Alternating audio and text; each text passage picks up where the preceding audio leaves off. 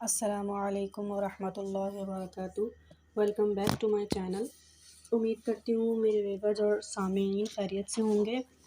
تو جناب، آج کا میرا ٹاپک ہے رمضان کے حوالے سے، یعنی روزے کے اقسام، رمضان کی فضیلت اور رمضان تراویح کے بارے میں ویڈیو بنا چکی ہوں، جو کہ آپ جا کر دیکھ سکتے ہیں میرے چینل پر۔ اور میرے چینل پر اگر آپ نئے ہیں تو میرے چینل کو سبسکرائب کر دیجئے گا اور بیل آئیکن کو ضرور پریس کر دیجئے گا۔ اگر ویڈیو پسند آئے تو لائک بھی کر دیجئے گا۔ تو جناب، روزے کے اقسام کے بارے میں آج کی ویڈیو کا ٹاپک ہے فرض معین، یعنی کون سے روزے؟ فرض معین جو رمضان کے روزے یعنی ہر سال رمضان میں ادا کیے جاتے ہیں، وہ فرض معین ہے، یعنی کہ یہ مہینہ مخصوص ہوتا ہے کہ اسی مہینے میں اگر آپ روزے رکھیں گے تو وہ رمضان کے روزے کہلائیں گے، معین ہے اسی مہینے میں۔ اور دوسری اقسام اس کی ہے فرض غیر معین، یعنی رمضان کے قضا روزے ہوں گے تو رمضان کے ہی روزے، لیکن وہ پورے سال میں کسی بھی دن رکھے جا سکتے ہیں سوائے عیدین اور ایام تشریق کے رکھے جائیں، یعنی ہوں گے تو رمضان کے روزے لیکن پورے سال میں ہم کہیں پر بھی رکھے جا سکتے ہیں روزے، یہ غیر معین ہوں گے، ہیں تو فرض لیکن غیر معین ہے، یعنی ان کا دن کوئی مقرر نہیں ہے، پورے سال میں کبھی بھی رکھتے ہیں۔ اور واجب روزے، تو واجب روزے کون سے ہیں؟ جو نظر یا منت کے روزے ہوں، یہ فرض رمضان کے روزے کے علاوہ۔ نظر کے روزے یا منت کے روزے، یعنی منت مانگی ہمارا یہ کام ہو جائے تو ہم روزے رکھیں گے، تو منت ہوتے ہیں۔ نظر اس کو کہتے ہیں کہ ہم نے کسی بھی چیز کے لیے نظر ماننی، یعنی وہ بھی منت کے زمرے میں آتا ہے، نظر منت ایک ہی بات ہوتی ہے۔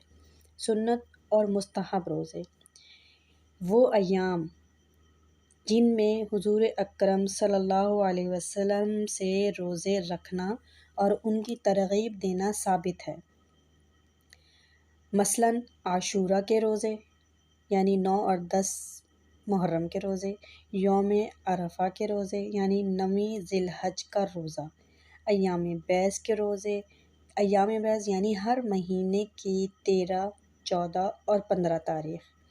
ان کو ایام بیض اس لیے کہتے ہیں کہ 13، 14 اور 15 تاریخ کو چاند پورا روشن ہوتا ہے، سفید ہو جاتا ہے پورا، تو اس کو ایام بیض کہا جاتا ہے۔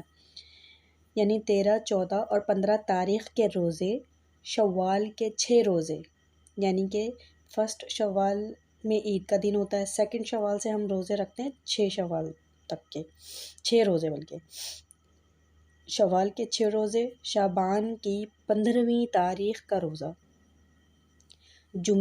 ہر جمعے کو اور ہر پیر کو اور ہر جمعرات کا روزہ، یہ سنت ہیں اور مستحب ہیں۔ سنت یعنی کہ ریگولر بھی کیا گیا ہے ان کو، مستحب یعنی ان کو کبھی کبھی چھوڑا بھی گیا ہے، افضل ہے یہ روزے رکھنا۔ اب آتی ہے حرام روزے کے اقسام۔ سال بھر میں 5 دن ایسے ہیں جن میں روزہ رکھنا حرام ہے، یعنی نہیں روزہ رکھ سکتے ہیں، اگر کوئی رکھے گا تو وہ حرام ہو جائے گا، باطل ہو جائے گا، روزہ نہیں ہوگا۔ عید الفطر کا روزہ، وہ تو ہم سب مسلمانوں کو الحمدللہ سے پتہ ہے۔ عید الاضحیٰ کے 3 دن کے روزے، 3 دن کے ایام تشریق یعنی کہ 11، 12 اور 13 ذی الحج، یہ ہو جاتے ہیں 5 دن کے روزے۔ رمضان کے روزے کے احکامات۔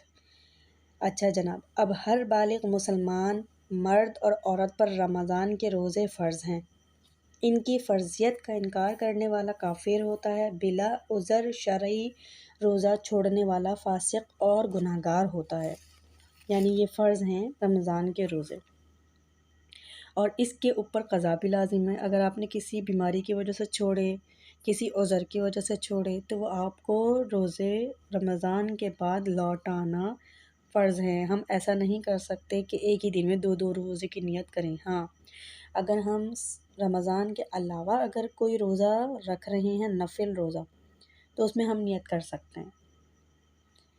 اچھا جناب، اب اس کے اوپر قضا لازم بھی آتی ہے اگر ہم نے رمضان کے روزے چھوڑے ہیں۔ وہ عذر شرعی جن میں روزے چھوڑنا جائز ہیں، کون کون سے ہیں یہ بھی بتا دیتی ہوں آپ کو۔ ایک تو وہ کہ کم سے کم 48 میل کا سفر ہم کر رہے ہیں، اور سفر میں روزے رکھنا بہت مشکل ہے، بہت گرمی ہے اور کھانے پینے کا ایسا کچھ نہیں ہے، یا کوئی بیماری کا خدشہ ہے، بے ہوش ہونے کا خدشہ ہے، یا ایسی کوئی بیماری لاحق ہونے کا خدشہ ہے کہ ہم روزہ رکھ تو سکتے ہیں لیکن اگر ہم رکھیں گے تو آگے یہ دشواری پیش آئے گی، تو روزہ نہ رکھنا افضل ہے۔ یعنی دین میں اتنی آسانی ہے، اگر ہم رکھ لیتے ہیں اور ہمارا روزہ پورا ہو جاتا ہے اور ہمارا روزہ کسی بھی نقصان کے علاوہ کمپلیٹ ہو جاتا ہے تو ہمارے اوپر یہ افضل ہو جائے گا۔ اگر ہم چھوڑ دیتے ہیں کسی بیماری کی وجہ سے تو وہ بھی چھوڑ سکتے ہیں، ہم اس کو بعد میں لوٹائیں گے ضرور، اس کو قضا ضرور کریں گے۔ دوسری ایسی وجہ، ایسی بیماری جس میں روزہ رکھنے کی طاقت ہی نہیں ہے، یا اس سے بیماری بڑھ جانے کا اندیشہ ہے، یعنی اگر ہمیں ابھی تو افاقہ ہے لیکن اگر ہم بھوکے رہیں گے، روزہ رکھیں گے تو ہمیں اس بیماری کے بڑھنے کا اندیشہ ہے، کمزوری کا اندیشہ ہے، بے ہوش ہونے کا اندیشہ ہے، یا کوئی بھی ایسی بیماری ہے کہ ہم روزہ رکھنے سے ہم نقصان ہوتا ہے تو ہم اس روزے کو چھوڑ دیں گے۔ اگر کوئی بے ہوش ہو جاتا ہے تو جس دن رات بے ہوش رہا اس دن کی قضا نہ کرے، اگر پورے رمضان بے ہوش رہا تو پھر پورے رمضان کی قضا کرے گا۔ اگر کوئی شخص پاگل ہو گیا تو صحیح ہونے کے بعد روزوں کی قضا نہیں ہے، کیونکہ وہ رمضان کے دنوں میں پاگل تھا، بالکل اس کو ہوش نہیں تھا، تو قضا نہیں ہے اس کے اوپر۔ بعد میں بھی پاگل رہتا ہے، اس کو ہوش ہی نہیں آتا، تو اس کے اوپر روزے معاف ہو جائیں گے۔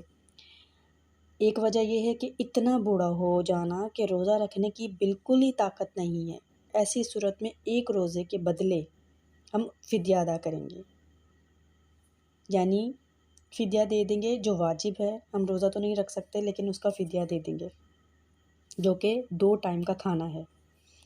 اچھا، ہاں، حاملہ ہو جانا، اگر کوئی پریگننٹ ہے اور ڈاکٹر نے اس کو منع کیا ہے روزہ رکھنے سے نقصان ہوتا ہے بچے کو یا ماں کو، تو روزہ وہ چھوڑ سکتا ہے، بعد میں اس کی قضا کرے گا۔ دودھ پلانے والی مائیں، جبکہ دودھ پلانے والے بچوں کو بھی نقصان ہو یا ماں کو بھی نقصان ہو تو وہ روزہ چھوڑ سکتی ہیں، بعد میں اس کی قضا کر سکتی ہیں۔ اگر کوئی نقصان نہیں ہوتا نہ ماں کو نہ بچے کو دودھ پلانے سے روزے میں، تو روزہ رکھ لینا افضل ہے۔ چھٹی وجہ یہ بھی ہے کہ روزے سے اس قدر بھوک یا پیاس کا غلبہ ہو جائے کہ اتنی زیادہ شدت اختیار ہو جائے کہ جان نکلنے کا اندیشہ ہے، ہاسپٹل تک پہنچ جاتے ہیں، یعنی بھوک برداشت ہی نہیں ہے، تو روزہ چھوڑا جا سکتا ہے۔ یعنی کہ اگر کوئی جان نکلنے کا خدشہ ہے، یعنی اس حد تک اگر خدشہ ہے تو رمضان کے روزے چھوڑ کے ہم فدیہ ادا کریں گے، معاف تو پھر بھی نہیں ہوں گے۔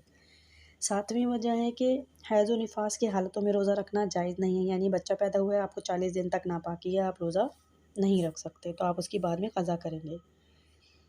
اچھا، نمبر 4 سے 7 تک کسی بھی عذر کی وجہ سے روزہ چھوڑا تو عذر ختم ہونے کے بعد ان روزوں کی قضا کرنا لازم ہے، یعنی حاملہ ہونا، دودھ پلانا، روزے سے اس قدر بھوک یا پیاس کی جان نکلنے کا خدشہ ہو، حیض و نفاس کی حالت ہو، تو جب یہ وجہیں ختم ہوں گی تو روزہ قضا کرنا لازم ہے۔ اگر یہ عذر شرعی دن کے درمیان مثلاً صبح یا دوپہر کو دور ہو گئے، یعنی آپ حیض و نفاس سے پاک ہو گئیں، تو آپ باقی جو دن آپ کا گزرے گا وہ روزہ داروں کی طرح آپ گزاریں گے، نہ کھائیں گے نہ پئیں گے، اس دن کی پھر بھی آپ قضا کریں گے کیونکہ آپ نے صبح روزہ نہیں رکھا تھا، آپ حالت ناپاکی میں تھے۔ پھر دوسرے دن سے آپ کنٹینیو روزہ اسٹارٹ کریں گے سحری سے افطاری تک۔